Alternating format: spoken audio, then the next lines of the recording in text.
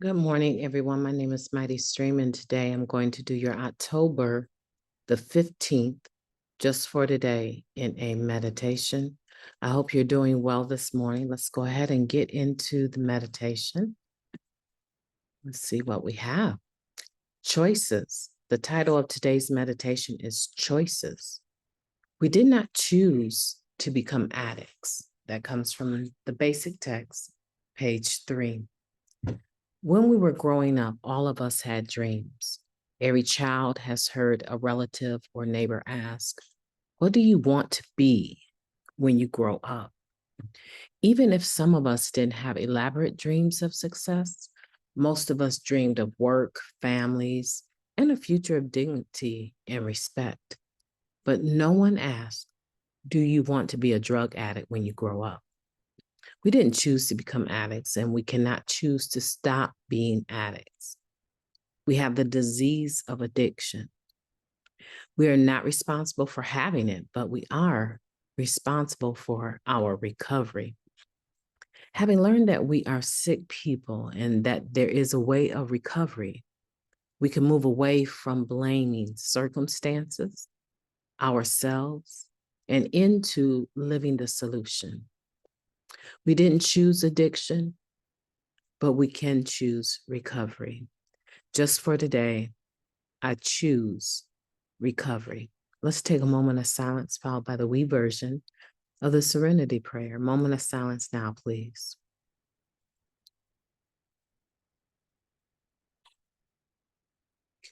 God, grant us the serenity to accept the things that we cannot change, the courage to change the things that we can, and the wisdom to know the difference.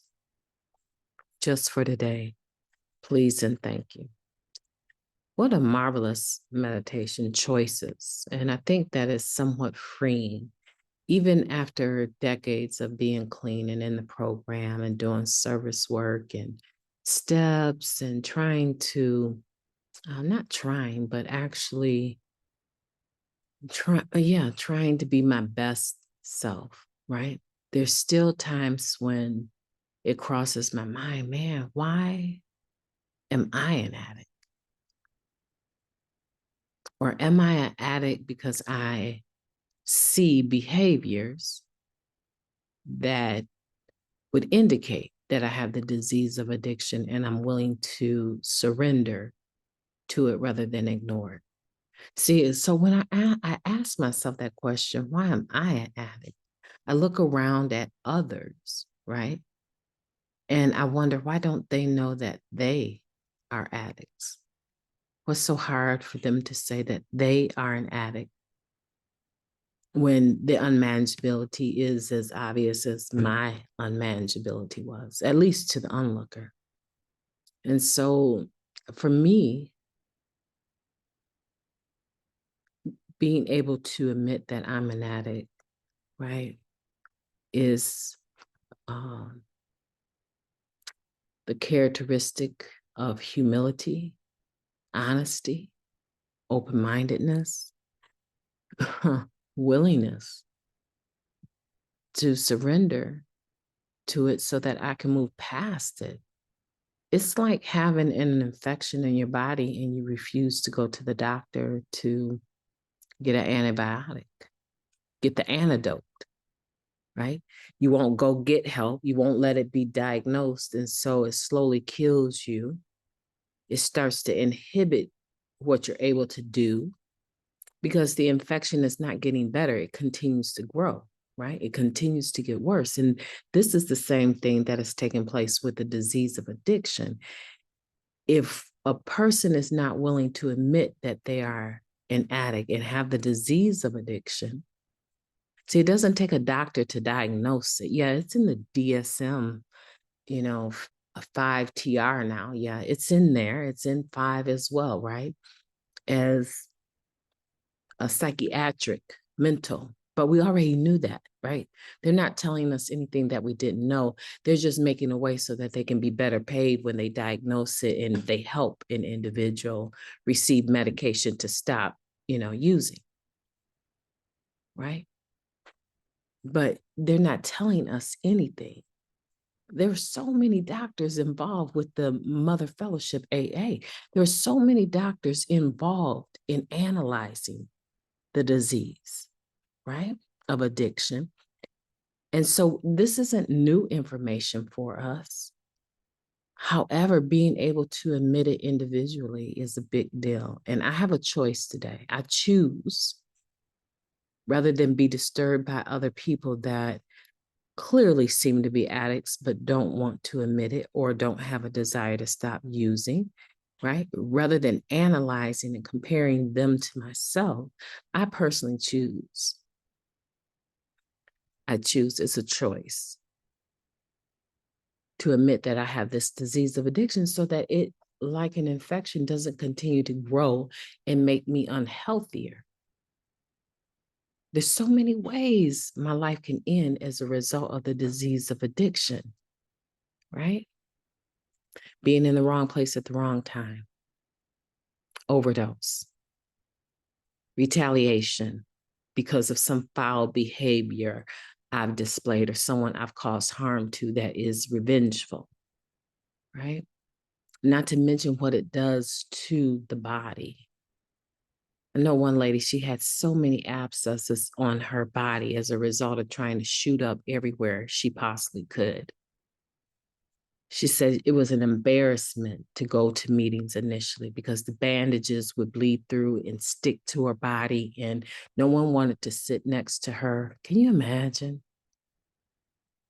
any of those becoming infected and into her blood system, right? Can you imagine all of the ways that the disease of addiction can possibly kill a person? It's so much like any infection, any illness that I could get that I refuse to address. And today, being clean, we would think, oh, that's ridiculous. Let me have a fever of 102 and see if I don't find out what's going on. Clearly, I'm not well. Yeah, we say it, but we don't often do it. We talk about it, but a lot of times we're not about it. We're in the program and still we find ourselves having symptoms of the disease of addiction and unwilling to get to the root cause of it.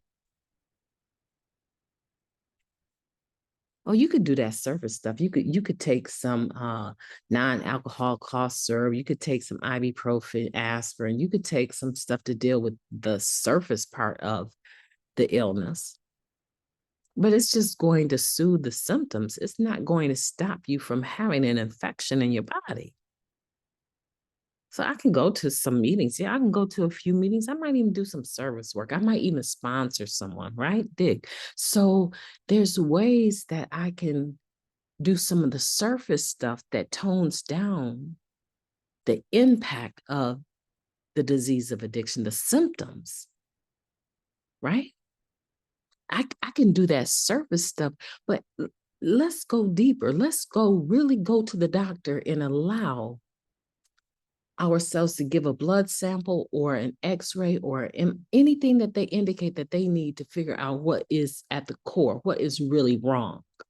Let's do that. And that, my friends, is a different topic. That is a different discussion about choices, choosing to recover. Right. That is a different discussion because that means now that you have a sponsor, and not only do you have a sponsor, but you have a sponsor with a working knowledge of the 12 steps, the principles and concepts, and you are involved with that sponsor in the working of those steps, and you are taking suggestions that your sponsor is giving you to improve in a certain area where there is spiritual dilemma. And now you have a spiritual principle to put on top of that, right? And counteract that. Now you have the antidote to your disease thinking, which is honesty. Now we're talking about something completely different. Now we're going into the fourth step. After having turning your will and your life over to the care of God as you understand them, you're going into the fourth step and trying to figure out what that inventory, what are the things in my life, the good things and the bad things. And then you're discussing the exact nature of your wrongs with someone. You're going far deeper, but you're not done. You're not done. Because now the doctor is being able to see you need a surgery. We need to remove some things. but you can't do it. You're going to have to go under anesthesia to have it removed. So now your power is being taken away from you. The only thing that you have some power about is making the decision that you want the surgery, and you trust the surgeon and the anesthesiologist to do the work so that you can have this removed. So in the sixth step, you became entirely ready to have these character defects removed from you. And then you humbly ask the doctor, yeah, I'd like to sign up for that surgery, doc. God, have that removed from me. Humbly ask the God of your understanding to remove your shortcomings. Step 7. Man, I was so sick. I came through that surgery. I'm so glad I don't have that issue anymore. I don't have that in me anymore. But man, I probably hurt a lot of people with my funky attitude.